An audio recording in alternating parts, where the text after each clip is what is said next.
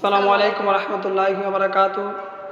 আপনারা দেখেছেন বিভিন্ন পত্রিকার মধ্যে এবং ইউটিউব ফেসবুকের মধ্যে গতকাল আনসারদের একটি টিম সারা বাংলাদেশের আনসার বাহিনী তারা একত্রিত হয়ে বাংলাদেশ সচিবালয়ে ঘেরাও করতে গিয়েছিল।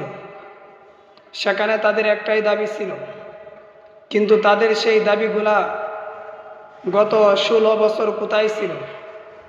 আজকে ছাত্র জনতা যখন আন্দোলন করে ফ্যাসিবাদ সরকার শেখ হাসিনাকে হটিয়েছে, আজকে তারা সেই সুযোগে তারা আজকে সচিবালয় ঘেরাও করতে গিয়েছে।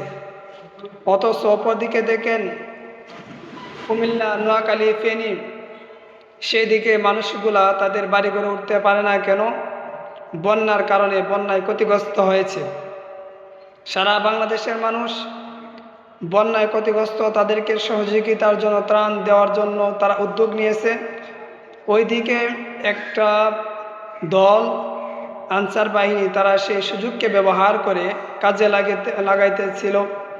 আমরা খোঁজ নিয়ে জানতে পারলাম সেখানে আওয়ামী লীগের কিছু লোক ছিল, সে ছাত্রলীগ, যুবলীগের লোকেরা তারা একত্রিত হয়ে আনসারদের ভিতরে ঢুকে তারা বাংলাদেশের মানচিত্র নামে কলঙ্ক করতে চেয়েছিল। একদিক দিয়ে বন্যায় মানুষ ক্ষতিগ্রস্ত, অপর দিক দিয়ে তারা বাংলাদেশের রাজধানী ঢাকাকে তারা কলঙ্কিত করতে চেয়েছিল। তাই আমাদের ছাত্র জনতা তাদেরকে যেরকমভাবে প্রতিহত করেছে, আলহামদুলিল্লাহ।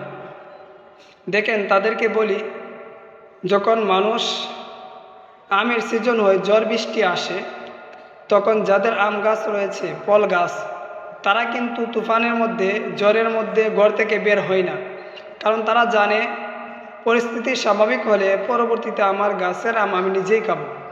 কিন্তু একদল ছদ্মবেশী লোকেরা তারা কিন্তু এই ঝড় তুফানের মধ্যেই তারা খুঁজতে থাকে কার গাছের মধ্যে ফল পাওয়া যাবে, কার গাছের তলে আম পাওয়া যাবে।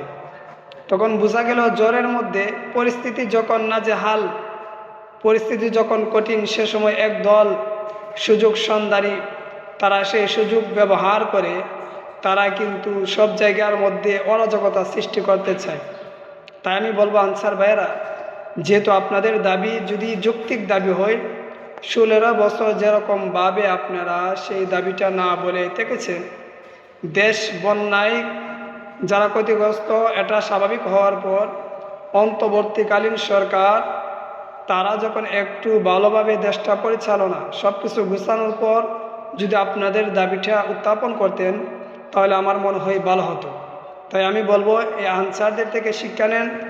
যারা এরকম পরিস্থিতির সামনে করবে, তাদেরকে সবাই ঐক্যবদ্ধভাবে প্রতিহত করবেন ইনশাআল্লাহ।